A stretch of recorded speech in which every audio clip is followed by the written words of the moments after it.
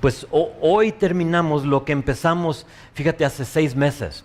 Hemos pasado 6 meses, no sé si te diste cuenta, pero 6 meses en este libro de Segunda de Corintios. Y de cierta forma estoy un poco triste. Y triste porque la iglesia, nosotros, sí, el cristiano del 2019 tiene tanto en común con esta iglesia que existió hace casi 2000 años. Las mismas cosas que tropezaban al cristiano en el 57 después de Cristo, nos tropiezan hoy. Las mismas cosas que atacaban al cristianismo en el 57 DC, atacan hoy.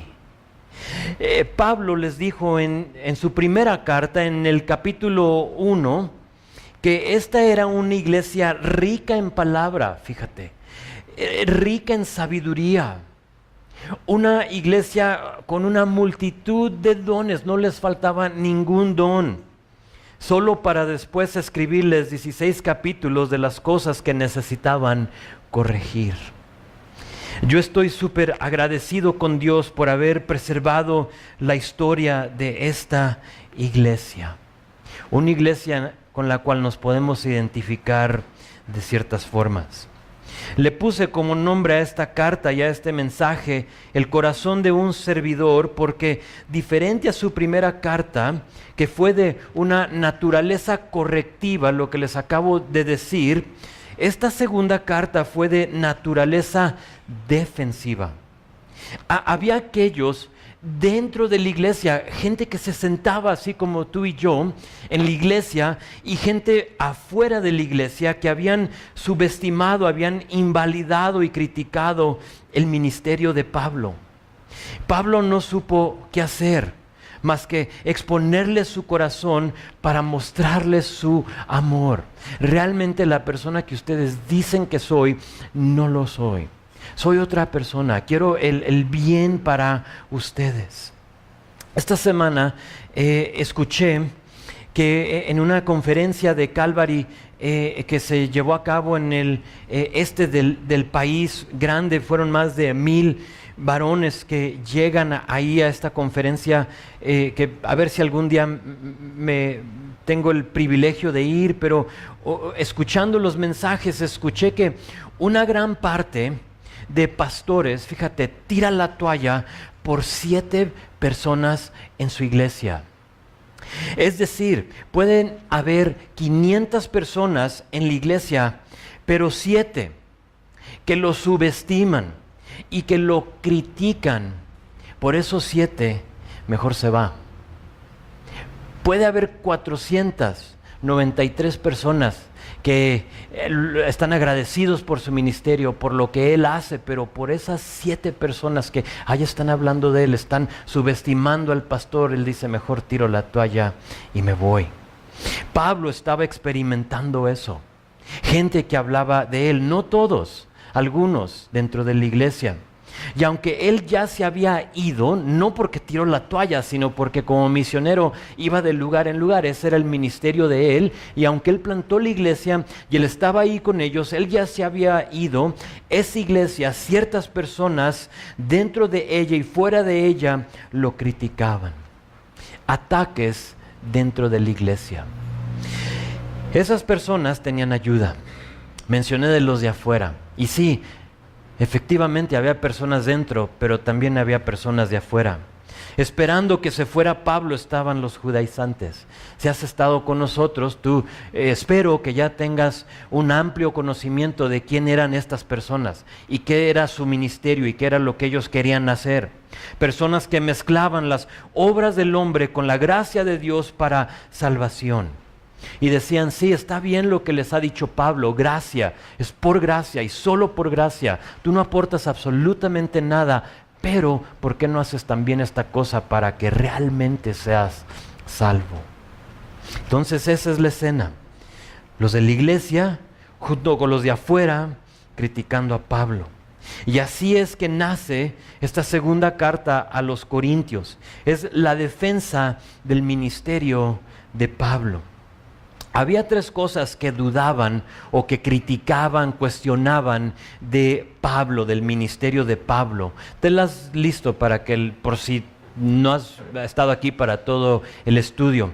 La primera cosa es que cuestionaban la veracidad de su palabra, de lo que él había dicho. Pablo hizo un cambio de planes. Y en lugar de ir a ellos, ya les había escrito que iba a ir a ellos, les había dado su ruta, su itinerario se puede decir. Pero dentro de ese itinerario Pablo hizo un cambio de planes y en lugar de ir a ellos como les había dicho, decidió mejor alejarse. No porque no era un hombre de su palabra, sino para no ir para regar la sopa. Él sabía lo que estaba en él, lo que le habían dicho de la iglesia en Corinto, y él dijo, ¿sabes qué? Creo es mejor que en este momento yo no vaya a visitarlos.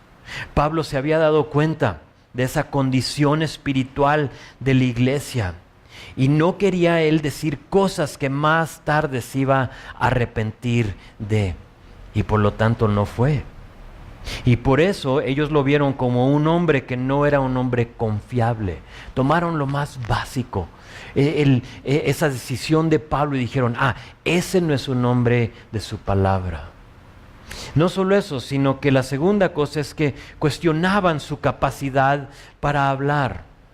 No era elocuente Pablo como los judaizantes o los sofistas. Les hablé de los sofistas del tiempo, personas que llegaban y con su manera de hablar habían estudiado, habían preparado para poder pararse delante de la gente y hablarles y capturar la atención de las personas por la manera, el tono, la manera que armaban sus oraciones para capturar a la gente, a veces sin nada que decir.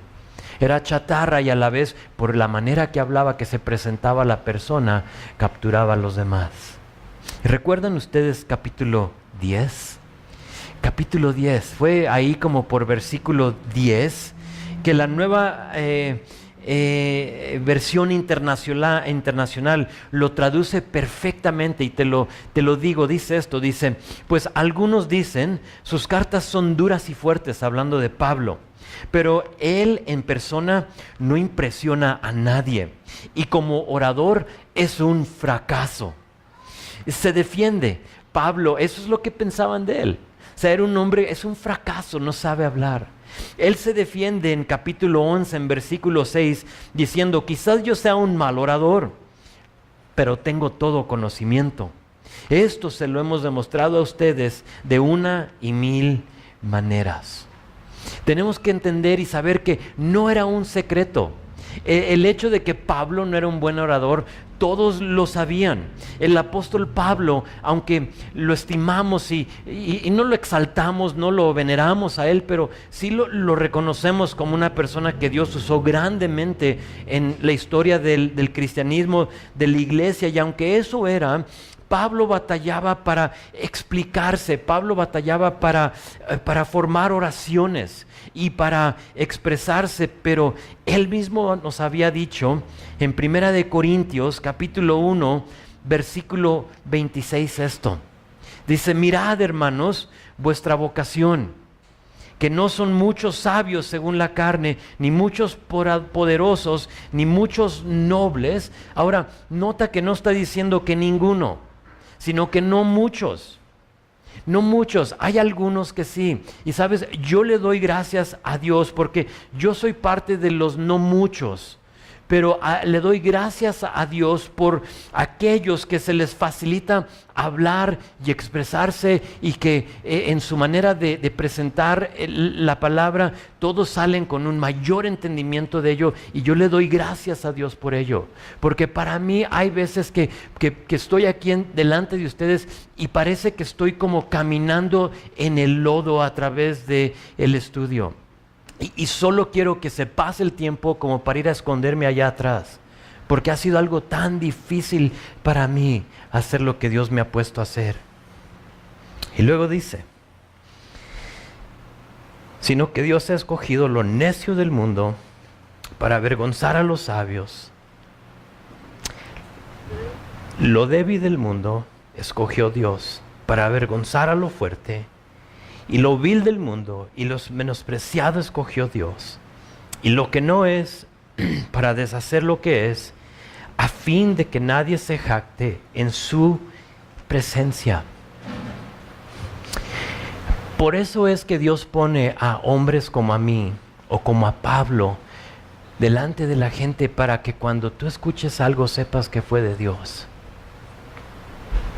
Después sigue en verso 20, en capítulo 2, versículo 1, ahí con este mismo hilo, en este mismo tema, dice: así que, hermanos, cuando fui a vosotros para anunciarles el testimonio de Dios, no fui con excelencia de palabras o de sabiduría, pues me propuse no saber entre vosotros nada alguno, o no saber entre vosotros cosa alguna, sino a Jesucristo y a este crucificado.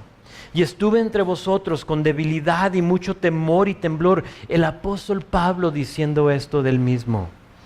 Y ni mi palabra ni mi predicación fue con palabras persuasivas de humana sabiduría, sino con demostración del Espíritu y de poder, para que vuestra fe no esté fundada en la sabiduría de los hombres, sino que en el poder de Dios.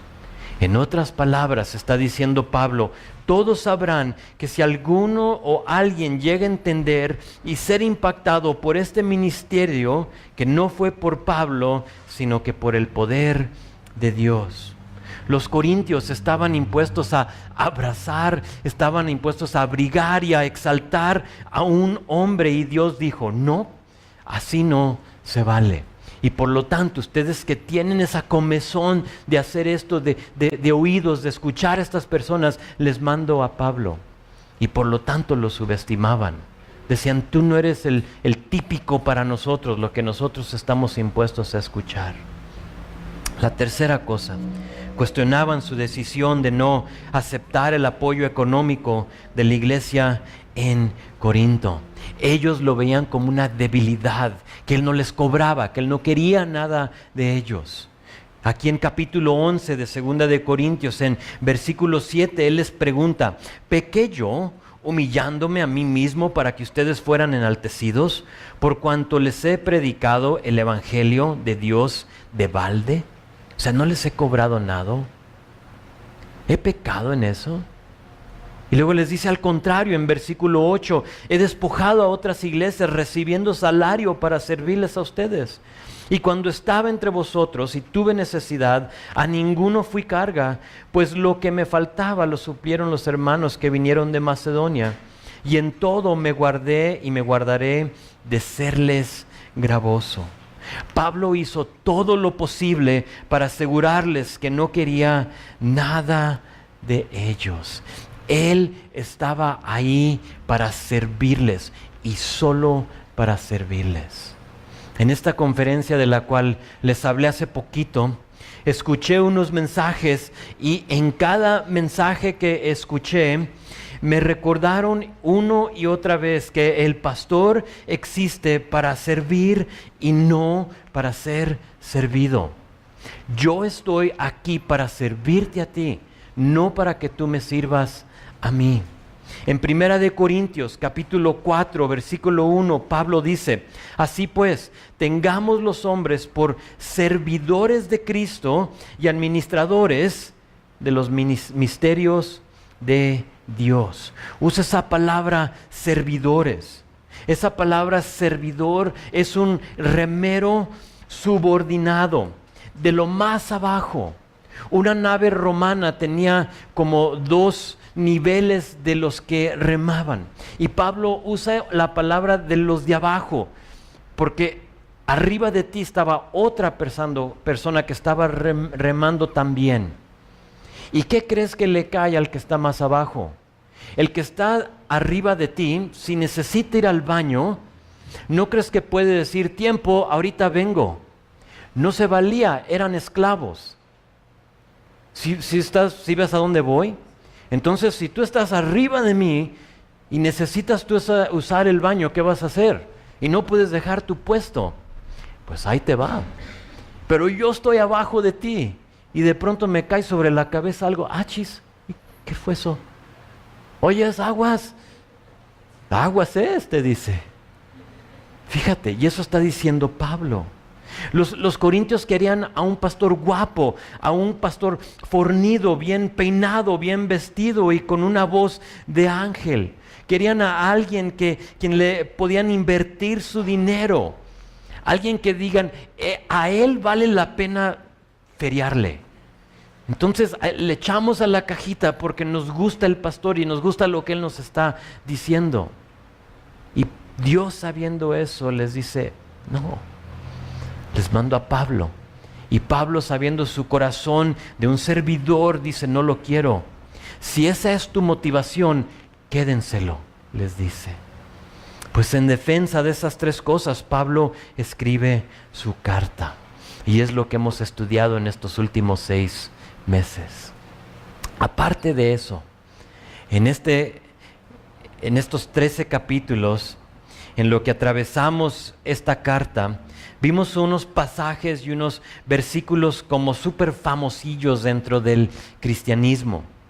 Empiezo con el primero en 2 de Corintios, capítulo 2. Si quieres, vamos a hablar de algunos, vamos a como hojear el libro, no lo vamos a ver todo, pero empiezo oré y dije, Señor, ¿cuáles doy? Porque realmente toda la carta está, pero genial, pero no la podemos repasar toda.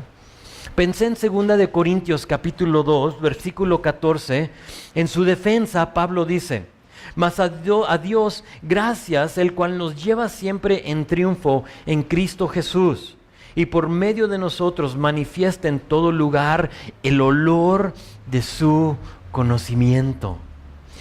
No sé si recuerdas cuando vimos este pasaje, nos preguntamos del olor que emite nuestra vida. Cuando eres acusado, cuando eres maltratado, cuando alguien abusa de ti, ¿hueles al mundo o hueles a Cristo? ¿A qué huele tu vida? Nos hicimos esa pregunta y sin duda creo que algunos de nosotros salimos, oye, de veras, ¿a qué huelo? Porque a veces cuando alguien me acusa, sale ira, sale enojo, y eso no es Cristo.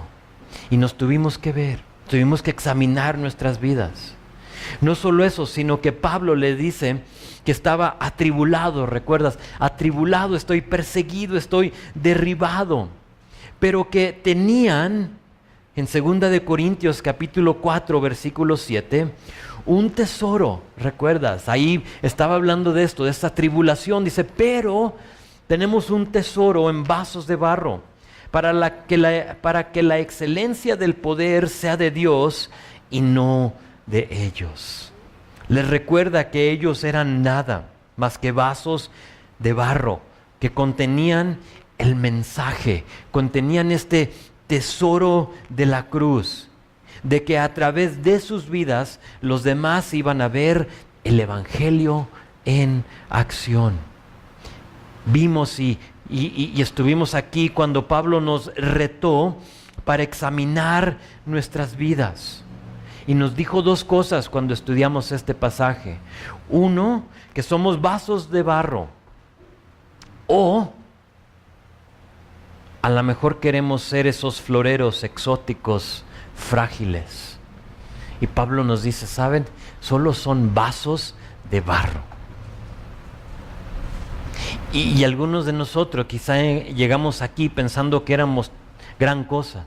Híjole, somos de lo mejor. Tengo tantos años caminando en el Señor, tengo todos estos versículos memorizados y soy casi uno de aquellos que casi ya ni peca, florero, exótico, frágil. Y luego llegamos aquí, Pablo nos dice, ¿sabes qué? No eres nada más que un vaso de barro.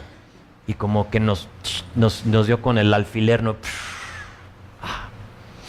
Pero, aunque seamos esos vasos de barro, en nosotros contiene ese vaso de barro un tesoro. Y ese tesoro es el evangelio.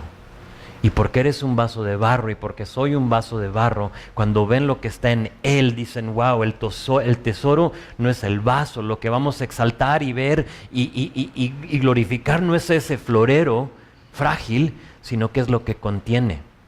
Que eso es esa fragancia, ese tesoro que es el evangelio. Y nos tuvimos que preguntar, ¿qué contiene nuestra vida? ¿El tesoro o basura? Y fue un estudio, fue una semana súper padre cuando vimos y nos confrontamos con lo que contiene nuestra vida. Encontramos uno de los más famosos versículos en capítulo 5. Quizá te acuerdas o lo tengas memorizado. Creo fue uno de los versículos de Navegantes 1. Es 1 Corintios 5, versículo 17. Que dice que de modo que si alguno está en Cristo, nueva criatura es. Las cosas viejas pasaron, he aquí todas son hechas nuevas. Hablando de cómo fue que Dios nos había reconciliado a Él por medio de Jesucristo. Nos recordó que ya no teníamos que ser los mismos de antes, que ya éramos una nueva criatura, que hoy es un nuevo día. Y que las cosas viejas ya no existen. Pero también nos recordó que, cómo nos gusta quedarnos en el pasado. Por alguna razón, y tuvimos que tratar con esto cuando vimos este pasaje, que algunos de nosotros, aunque hemos aceptado el Evangelio, aunque nos dice la palabra que somos una nueva criatura, nos mantenemos en el pasado y nos tiene el enemigo atados en el pasado, en lo que éramos en un tiempo. Y por lo tanto ya no somos útil para el Señor porque no nos hemos olvidado de lo que hemos hecho. Y Dios nos ha dicho, es que eso ya lo olvidé. Pero Señor, es que ayer hice, sí, pero si tú te arrepientes hoy y pides perdón, yo soy fiel y justo para perdonarte. Entonces, aún lo de ayer ya es el pasado. Pero es que Señor, voy a pecar mañana. Sí, pero mi Hijo Jesús murió por tu pecado pasado, presente y futuro. Entonces tú sigue buscando y yendo a la cruz por perdón. Vimos como nuevos o vivimos como nuevos o seguimos con la ropa del viejo hombre. Nos tuvimos que hacer esa pregunta. En capítulo 6, en lo que ahí vamos a través de este libro, nos dijo que siendo ya nuevas criaturas, dejamos eso en capítulo 5, nos quedó claro que somos nuevas criaturas. Nos dice que no hagamos qué. ¿Quién recuerda en capítulo 6? Nos dice algo, nos dice no hagan qué, que no nos uniéramos en yugo desigual con los incrédulos. Era capítulo 6, versículo 14. Entonces ya eres una nueva criatura. Siendo eso, o sea, va en orden. Siendo eso, ahora no te unas en yugo desigual con el incrédulo. Nos animó Pablo a que escogiéramos bien. El mundo quiere y desea unirse a nosotros. Te busca, no sé si sabías, pero el mundo te busca. Y te busca a través de lo que ves, de lo que escuchas, en donde pisas, a los lugares que tú vas, y el mundo está buscándonos para unirse a nuestras vidas. Pero Dios dice no, dice mantengan la distancia, no te unas en yugo al mundo. Capítulos 8 y 9 fueron un paréntesis, si recuerdas, en la carta, y hablaron de una ofrenda para la iglesia en Jerusalén. A Pablo le nace esta idea de apoyar a los cristianos en Jerusalén que estaban batallando. Solo para llegar a Jerusalén con esta ofrenda, y esto lo lees en el libro de Hechos, llega con esta ofrenda a Jerusalén, a la iglesia, y le dicen, sí, ponla aquí a un lado, pero ¿por qué no les muestras a los demás que todavía sigues la ley? Y ve con estos hombres y ve, purifícate con ellos. Y dices, chis, todo este esfuerzo, todo este dolor, todo este sudor para traerles esta ofrenda, algo gratuito, y ahora me están diciendo, ok. Y si te sabes la historia, de ahí va al templo, se purifica, obedece, se somete a los que lo habían llamado, lo arrestan, y de ahí es la historia donde se va a Roma. O sea, es como termina el libro de Hechos. La iglesia en Corinto se había comprometido a apoyar a Pablo en esto. Y Pablo aquí en capítulo 8 y 9 lo toma como paréntesis para recordarles, les anima a cumplir con su compromiso. Aprovechó Pablo para decirnos en capítulo 9, versículo 7, que cada uno dentro de este gran pasaje acerca de dar, de ser dadores, de cumplir con lo que hemos dicho, nos dice en versículo 7 de capítulo 9 que cada uno dé, como propuso en su corazón, no con tristeza, ni por necesidad, porque Dios ama al dador alegre. En esos capítulos, si recuerdan, pudimos ver el plan de Dios con respecto a la generosidad. Y aunque veíamos la historia de los corintios, lo pudimos aplicar a nuestras vidas. Estudiamos esos capítulos por 3 o 4 semanas, no recuerdo. Si tomamos todo un mes viendo estos pasajes. Y mi esperanza es que después de esas semanas, que nosotros tengamos el dinero y que el dinero no nos tenga a nosotros. Y creo eso era el punto de todo esto. Que a veces nosotros obtenemos dinero, juntamos, lo adquirimos por nuestro sudor, nuestro trabajo, como nos ha mandado el Señor a hacerlo, pero de pronto el dinero es el que nos tiene a nosotros y no nosotros al dinero. Y nos cuesta y nos hacemos de los tacaños porque es mi dinero. Y eso estaba sucediendo en Corinto. Corinto era una ciudad muy próspera, era una ciudad que no les faltaba mucho. De muchas formas, de muchas maneras, igual y similar a nuestra ciudad. Aunque no todo, dices, para mí no, creo que estás hablando de otro lugar. No, quizá no para todos, pero créeme, he visto y he estado y he ido a otros lugares donde la pobreza realmente se ve. ¿Sí? Las casitas de lámina que vemos aquí en los cerros, que son pocas en comparación a otras ciudades, por ejemplo, como yo he visto en Durango, donde hay todas colonias así, hectáreas de colonias, de casitas de madera y de lámina y de cartón. Y Corinto, siendo esta ciudad próspera,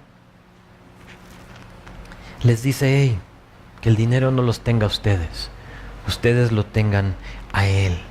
Mi oración fue que en esas semanas Dios sanara las heridas que tenían que ver con el dinero y la iglesia, porque sin duda, en lo que estudiamos eso, hubo gente aquí que llegó rengueando. Ustedes me han contado las historias de las maneras que los han trasquilado en otros lugares.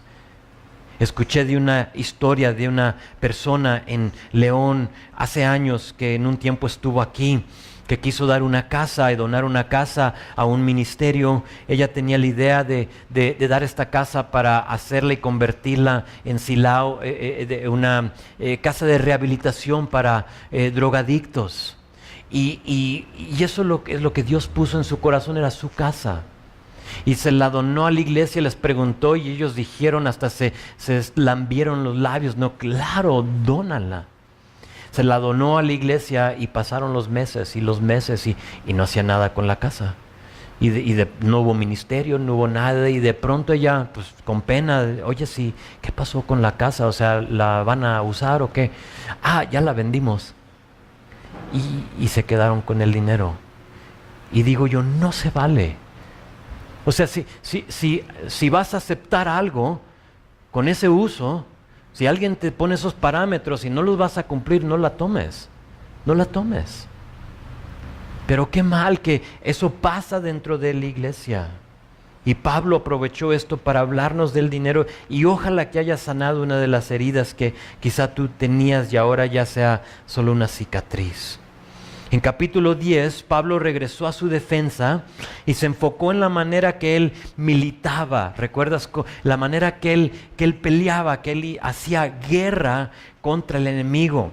Nos dijo que él no militaba con armas de este mundo, y que cuando sus pensamientos eran atacados por el enemigo, que capítulo 10, versículo 5, que él llevaba cautivo todo pensamiento a la obediencia a Cristo. De la misma manera, nosotros debemos pelear la lucha de la mente, porque para muchos de nosotros la lucha no es tanto aquí, sino que es aquí. Para muchos de nosotros hemos recibido las buenas nuevas, pero quizá ya tenemos tiempo caminando y ya como que hemos puesto nuestra relación con el Señor en neutral. Y ya solo vamos caminando y luego entra el enemigo y empieza a poner dudas en tu mente. Y empieza a poner cuestiones de la palabra. ¿Es eso real? ¿No es real? ¿Dijo Dios eso, verdad? ¿Sí o no? Y empieza a cuestionar lo que tú en un tiempo sabías que era verdad. Y que cuando eso pasa, nosotros debemos pelear esa lucha de la mente, de los pensamientos, ¿con qué? Entregándoselos a Cristo. Señor, yo sé, soy maduro lo suficiente para saber que eso no es de ti. Pero es que eso me están enseñando acá, pero eso no es de ti porque tu palabra dice esto. Y Pablo hablando de eso, cuando entran esos pensamientos, ¿qué hacemos? ¿Qué debemos de hacer? Y ahí Pablo nos habló de entregar, de orar y de confiar. Cuando entren esos pensamientos a tu mente, tú haces eso, entrégaselos a Dios. Señor, no sé de dónde viene esto, pero no creo que es de ti. Ora y confía que Dios te los va a tomar. Capítulo 11, ya mero llegamos al fin. Capítulo 11, 12 y 13, si recuerdas, fueron sus últimas palabras de defensa contra los judaizantes. En ello, aquí me podía haber quedado el resto de nuestro tiempo y de veras tuve que decir, Señor, ¿qué menciono de estos capítulos? Porque es mucho, todo es bueno. Pero Pablo empieza a hablar y dice, no piensen que soy necio o loco por hablar así. Y luego, si recuerdan, dio su currículum, sus credenciales del apostolado. Yo he sido esto, yo vengo de esta herencia, yo vengo de esta descendencia. Esto ha pasado en mi vida, esto he hecho. En estos capítulos nos contó de sus padecimientos. Y luego no solo eso, sino que ¿recuerdas esa tercer visita al cielo?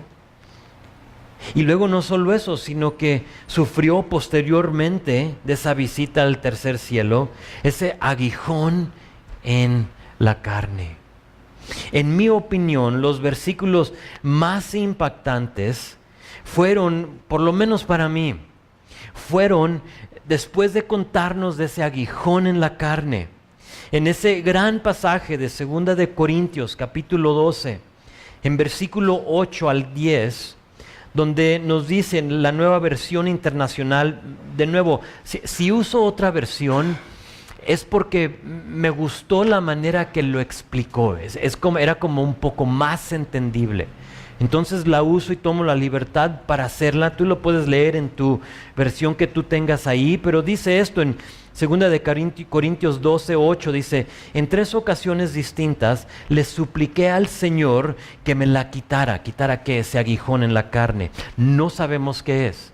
Creemos que fue algo físico, pero realmente no sabemos. Y nos dimos cuenta que eso no nos lo dijo Dios. ¿Para qué? Para que todos nos identifiquemos con Él. Porque sea físico, económico, sea abuso de otra persona, sea lo que sea, que es el aguijón en la carne, que tú te identifiques con Él. Y pidió 3 veces, en 3 ocasiones distintas, que se lo quitara. Y luego versos 9 dice, cada vez Él me dijo, mi gracia, creo que en Reina Valera dice, bástate mi gracia. Pero aquí me gusta cómo lo dice, mi gracia es todo lo que necesitas, mi poder actúa mejor en la debilidad. Así que ahora me alegra jactarme de mis debilidades para que el poder de Cristo pueda actuar a través de mí. Y luego verso 10, es por esto que me deleito en mis debilidades y en los insultos, en privaciones, persecuciones y dificultades que sufro por Cristo. Pues cuando soy débil, entonces soy fuerte. Ese pasaje que Pablo pudo haber dicho que él se deleitaba en sus debilidades, en insultos, y sin duda que cuando estaban escuchando la carta leída a ellos allí en Corinto, había aquellos que lo habían insultado. Y cuando él dice es mi deleite, los insultos, sin duda, para alguien traspasó su corazón. Yo lo insulté. En privaciones, persecuciones, dificultades, todo lo que sufro por Cristo lo sufro porque cuando soy débil, entonces soy fuerte. Solo lo pudo decir Pablo porque él tenía un amor por los demás. Esa fue la clave de la vida ministerial de Pablo. Deleitarse en estas cosas sabiendo que estando en ese estado de debilidad, que Dios lo iba a respaldar. Y algunos de nosotros tuvimos que escuchar eso, porque nos encontramos en debilidad. Y llegamos a ese lugar donde ya no podemos hacer nada. No tenemos fuerza, no tenemos poder, no tenemos conocimiento, no tenemos absolutamente nada que ofrecerle a Dios. Y dice, excelente, así te quiero para que ahora veas que eres fuerte, pero lo vas a hacer en mí y no en tú. Y solo cuando nos rendimos, solo cuando aceptamos nuestras debilidades, veremos lo fuerte que es nuestro Dios. Nos lleva Dios a ese lugar de quebrantamiento en el cual sabemos que no aportamos absolutamente nada. Señor, yo no tengo nada que ofrecerte. Quizá alguien aquí piensa que tiene algo que aportar. Aguas con el aguijón. Aguas. Dios lo usa para ponernos en nuestro lugar, para decirnos, ¿sabes qué? Elimina eso.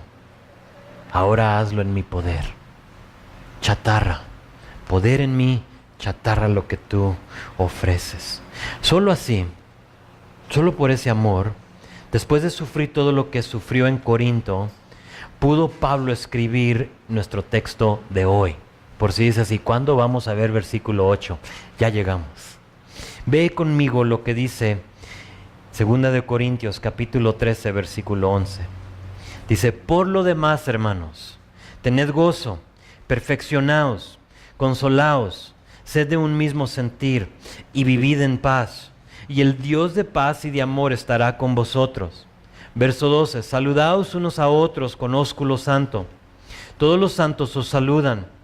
La gracia del Señor Jesucristo, el amor de Dios y la comunión del Espíritu Santo sea con todos vosotros. Amén. Pablo llega a el fin de su carta y después de haber expuesto su corazón, lo alza. Lo pone sobre la mesa y en estos últimos 13 capítulos lo he estado abriendo, lo he estado exponiendo, lo he estado velo. Luego como que lo pone todo en su lugar y se lo vuelve a meter en el pecho. Y alza su corazón y no le queda más que darles una última instrucción. Como un padre queriendo aconsejar a su hijo, aquí Pablo hace lo mismo y empieza con decirles, tened gozo. Fíjate en esa frase. Esta frase, tened gozo, no era un mandato. Al contrario, era una despedida. Similar a lo que nosotros hacemos en decir buenas noches. Cuando ves a tu vecino, espero que le digas buenas noches, que tengas bonita noche, que tengas bonito día, ves a alguien. En otros pasajes de la Biblia usa la palabra salve. A lo mejor recuerdas esa misma frase, la usó Judas. Al momento que iba a traicionar a Jesús, Judas llega al jardín donde está Jesús. ¿Recuerdas con el grupo de personas que iba, los sacerdotes y todos los demás, y los que iban a arrestar a Jesús? Y registra la palabra que cuando él llega a Jesús le dice, salve maestro. Y luego ¿qué hizo? Lo besó y lo traicionó. Es eso, tened gozo. Era como una despedida. Tened gozo. Empieza Pablo con eso. Y de ahí les va a decir que hagan 4 cosas. La primera, si te fijas, les dice, perfeccionaos. La palabra puede ser madurar. Maduren, les está diciendo. Pero la Nueva Traducción Viviente lo traduce lo más cerca a la palabra griega, lo que realmente es esa palabra. Y esa traducción lo traduce como busquen su restauración. Perfeccionaos significa eso, busca restaurar. Es la misma palabra que usó el Evangelio de Mateo cuando Jesús vio a Jacobo y a Juan remendando sus redes, ¿recuerdas? Llega donde están ellos, ya habían pescado, pero estaban remendando sus redes. ¿Las estaban qué? Las estaban restaurando. Y es eso, cuando Pablo dice perfeccionaos, él está diciendo restauren, busquen la restauración, remienden, corrijan sus vidas para regresar al camino correcto. ¿A poco no es congruente con lo que hemos estado viendo? Es exactamente lo que les está diciendo, y aquí usa la palabra perfeccionaos.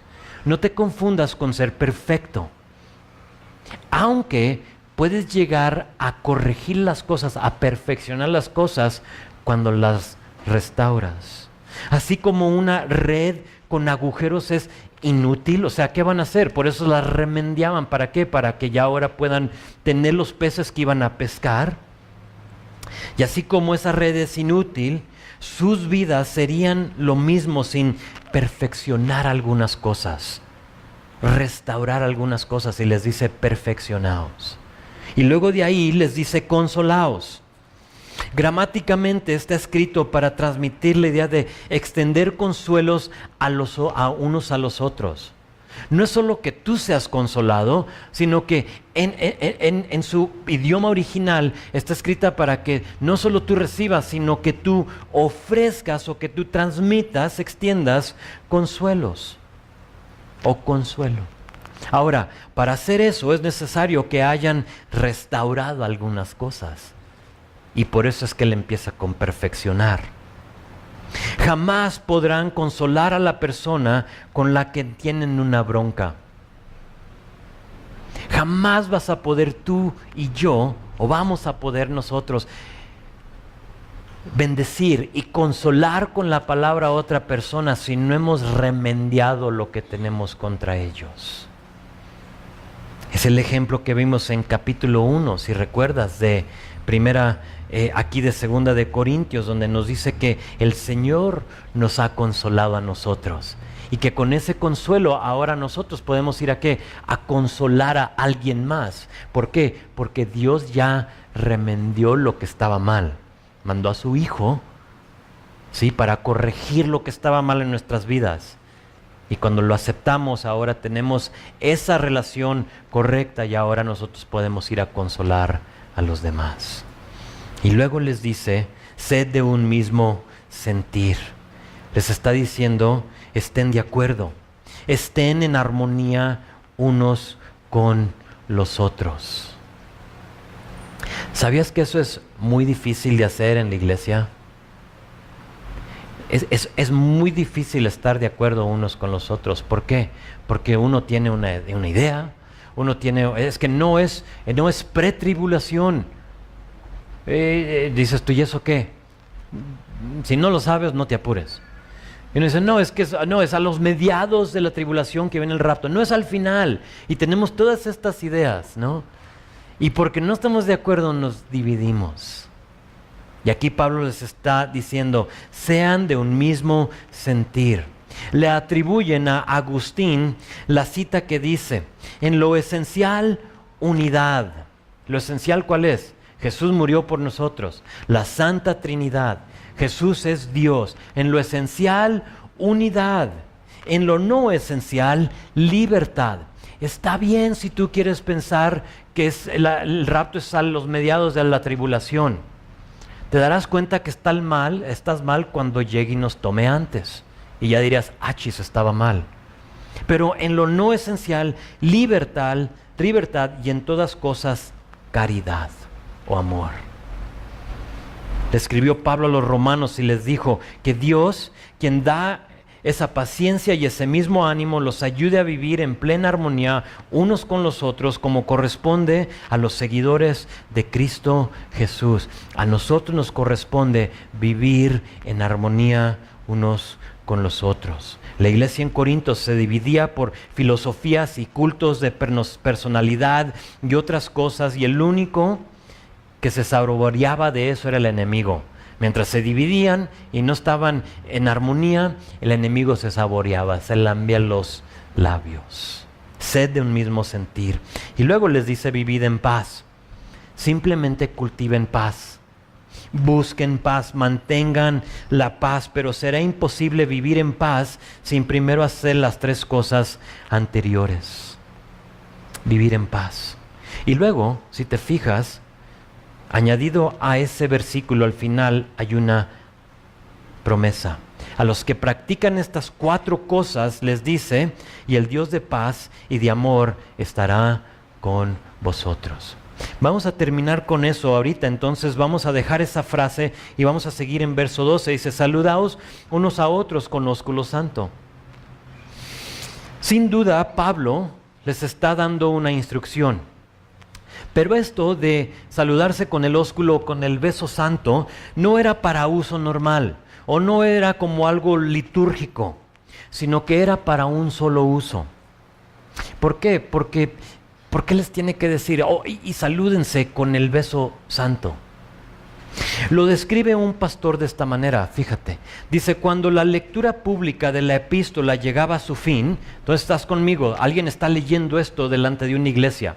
Dice: cuando la lectura bíblica de la epístola llegaba a su fin, los hombres que escuchaban debían abrazarse y besarse las mejillas en señal de que todas las ofensas fueron olvidadas y perdonadas y que no había más que paz y buena voluntad entre ellos.